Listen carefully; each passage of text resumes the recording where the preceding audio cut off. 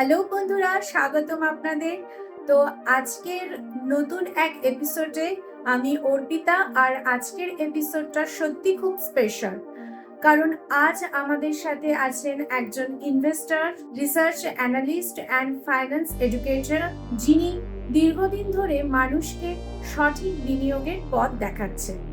আজ আমাদের সাথে আছেন mister Amit cow, founder of বিনিয়োগ ভারত। আজ আমরা কথা বলবো একজন সফল বিনিয়োগকারীর পার্সোনাল ইনভেস্টমেন্ট স্ট্র্যাটেজি। নতুন ইনভেস্টরদের সবচেয়ে বড় ভুল, রেন্ট না বাড়ি কেনা, কোনটা ভালো, ভারতের ভবিষ্যতে বড় ইনভেস্টমেন্ট থিম, এবং কিভাবে মিডল ক্লাস ট্র্যাপ থেকে বের হওয়া যায়। তাহলে শুরু করা যাক আজকের দারুণ কনভারসেশন। ফার্স্ট সেগমেন্টে পার্সোনাল ইনভেস্টমেন্ট স্ট্র্যাটেজি নিয়ে কথা বলবো। তো দাদা, আপনি অনেকদিন ধরে ইনভেস্টিং নিয়ে কাজ করেছেন এবং হাজার হাজার মানুষকে গাইড করছেন, কিন্তু একটা প্রশ্ন সবাই জানতে চায়, আপনি নিজের টাকা কিভাবে ইনভেস্ট করেন? আপনার পার্সোনাল অ্যাসেট অ্যালোকেশন কি? আমার ইনভেস্টমেন্ট অ্যাপ্রোচটা খুবই সিম্পল, কারণ আমি সবসময় বলি simple investing is the best investing strategy. আমার পোর্টফোলিও মূলত তিনটি জিনিসের উপর ভিত্তি করে আমি তৈরি করেছি। ফার্স্ট পার্টে আমি রেখেছি ইকুইটি, যেটি দীর্ঘমেয়াদে সম্পদ তৈরির জন্য আমি ইউজ করি। ইকুইটির মধ্যে ডোমেস্টিক স্টক, ইন্টারন্যাশনাল স্টক আছে। আমি মিউচুয়াল ফান্ডে ডাইভার্সিফিকেশন ও প্রফেশনাল ম্যানেজমেন্টের জন্য সেখানে ইনভেস্ট করি, এবং আমি ক্যাশ এবং ডেট ইনস্ট্রুমেন্টেও ইনভেস্ট করি আমার পোর্টফোলিও স্টেবিলিটির জন্য। আমি ডোমেস্টিক বন্ডে, পিপিএফে, ব্যাংক এফডি, এই সমস্ত ইনস্ট্রুমেন্টে টাকা আমি শর্ট টু মিডিয়াম টার্মের জন্য পার্ক করে থাকি। আমি সাধারণত সেই জিনিসেই ইনভেস্ট করি যা আমি ভালোভাবে বুঝি। আমি খুব বেশি জটিল ইনভেস্টমেন্ট পছন্দ করি না, কারণ ইনভেস্টিংয়ে একটা বড় নিয়মই আছে, never invest in something you don't understand. খুব সহজ একটা এক্ষেত্রে উদাহরণ দিয়ে ব্যাপারটা বোঝাই।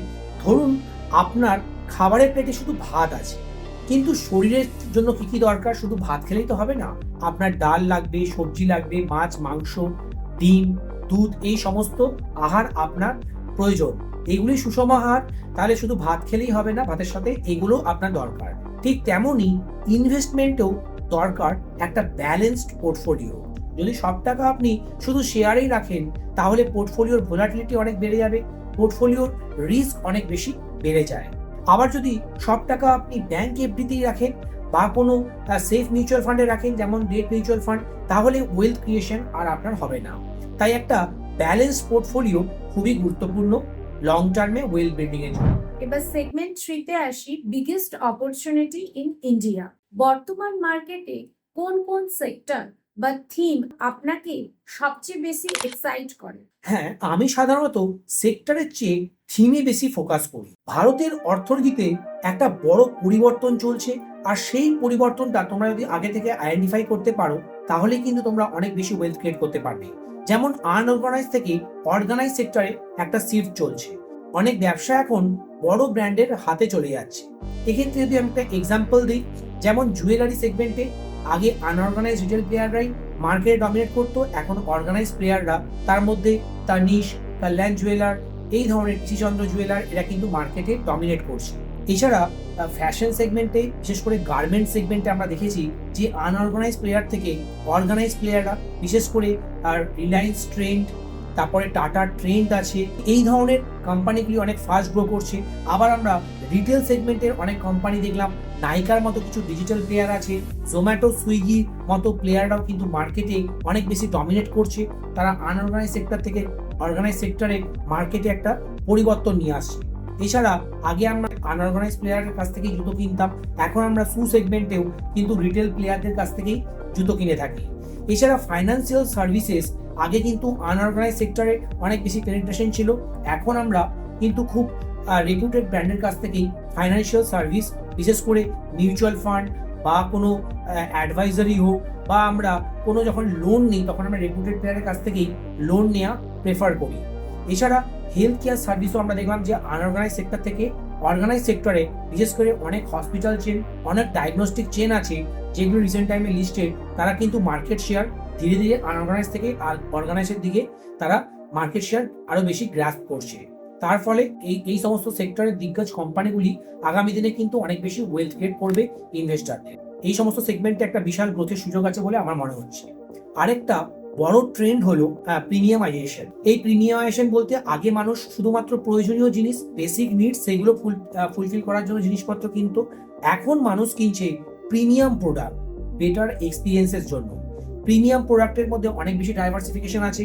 অনেকে প্রিমিয়াম ওয়াচেস কেনে, অনেকে আবার প্রিমিয়াম ফ্যাশন জুয়েলারি হতে পারে, ফ্যাশন আবার অনেক ডিজাইনার গার্মেন্টস অনেকে কিনতে পছন্দ করে। আবার প্রিমিয়াম সেগমেন্টের মধ্যে ওয়াইন আছে, আবার অনেকে দামি ফ্ল্যাটে থাকতে পছন্দ করে। এই সমস্ত সেগমেন্টেও কিন্তু অনেক বেশি হাইপার গ্রোথ ফেজে আছে এই সেগমেন্টের দিগ্গজ কোম্পানিগুলো। আবার আমরা দেখেছি যে ইএমএস সেগমেন্টেও একটা বিশাল বড় ইন্ডিয়াতে গ্রোথ আছে। ইএমএস বলতে ইলেকট্রনিক ম্যানুফ্যাকচারিং সার্ভিস, যেগুলি সাধারণত ভারত আগে ইম্পোর্ট করতো বিদেশের বিভিন্ন দেশ থেকে, সেগুলি ভারত এখন নিজেই ম্যানুফ্যাকচার করছে। আর এই ম্যানুফ্যাকচারিং থিমের মধ্যে ডিফেন্স সেক্টরও কিন্তু একটা দিগ্গজ সেক্টর হিসেবে মার্কেটে তারা কিন্তু নিজেদের প্রেজেন্সকে মেনটেন করছে, কারণ ভারত আত্মনির্ভর ভারত হতে চাইছে। আর ভারতের এক্ষেত্রে গভর্নমেন্টের অনেক বাজেটারি সাপোর্ট আছে।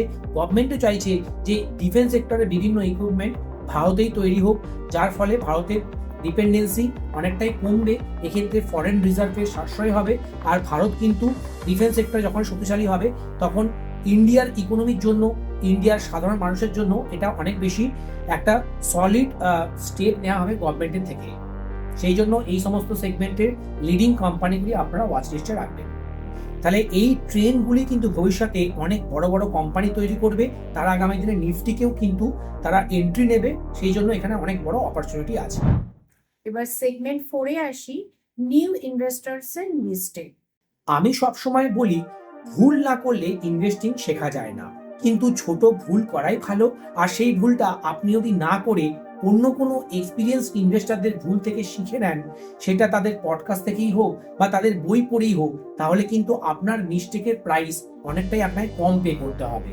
মানে আপনার ইনভেস্টিং এর আপনার ক্যাপিটাল ইরোড না করেই আপনি অনেকটা শিখে নিতে পারবেন এবং আপনি আপনার ক্যাপিটালকে বাড়াতেও পারবেন। আর যদি নিজেই ভুল করে শিখতে চান, তাহলে আপনার ক্যাপিটাল অনেকটাই কমে যেতে পারে। এছাড়া বড় টাকায় ভুল করলে ক্ষতি আপনার অনেক বেশি হয়ে যাবে। তাই নতুন ইনভেস্টারদের জন্য আমি 3টে পরামর্শ দেব। কি কি পরামর্শ? প্রথম পরামর্শ হবে, তাড়াহুড়ো করবেন না, তাড়াতাড়ি বড়লোক হওয়ার চেষ্টা করবেন না। ছোট টাকা দিয়ে আপনি শুরু করুন।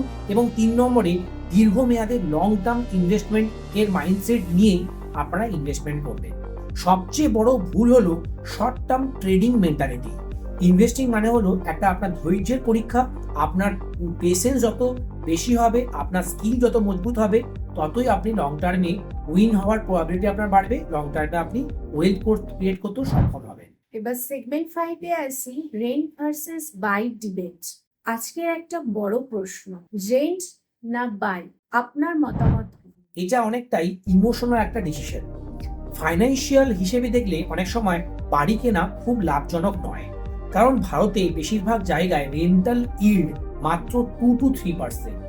মানে আপনি 1 লাখ টাকা বিনিয়োগ করে একটা ফ্ল্যাট কিনলেন, তার আপনি মাসে কত টাকা অবধি রেন্ট পেতে পারেন? ধরুন আপনি যদি বছরে 2 লাখ টাকা আসে 1 কোটির ফ্ল্যাট থেকে পান, 2 লাখ বা 3 লাখ, আমি 3 লাখই ধরলাম, তাহলে আপনি 3% পাচ্ছেন।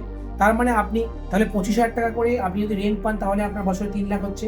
তাহলে মাত্র 3% টাকায় আপনার রিটার্ন পাচ্ছেন আপনার ইনভেস্টেড ক্যাপিটাল থেকে। আমার মনে হয় সেটা খুব একটা বুদ্ধিমানের কাজ নয়, কারণ সেটা ব্যাংক এফডি ইন্টারেস্টের থেকেও অনেক কম। কিন্তু নিজের বাড়ির একটা আলাদা অনুভূতি আছে। আপনি যদি ফাইন্যান্সিয়াল আসপেক্টকে না মাথায় রেখে আপনি ভাবেন যে আপনি বাড়িটা নিজেই ইউজ করবেন, আপনার বাড়ির খুবই প্রয়োজন, সেক্ষেত্রে তাহলে আপনি ইমোশনালি সেই বাড়িটা কিনতেই পারেন। এর মধ্যে কোনো ভুল নেই। তাই সিদ্ধান্তটা নির্ভর করবে আপনার ফাইন্যান্সিয়াল পরিস্থিতি, আপনার লাইফস্টাইল কেমন, আপনার মানসিক স্বাচ্ছন্দ্য কেমন, আপনি কি ভাড়ার বাড়িতে থাকতে পছন্দ করেন কিনা। তবে একটা বিষয় আমি সবসময় বলি, primary house is emotion, second house is investment.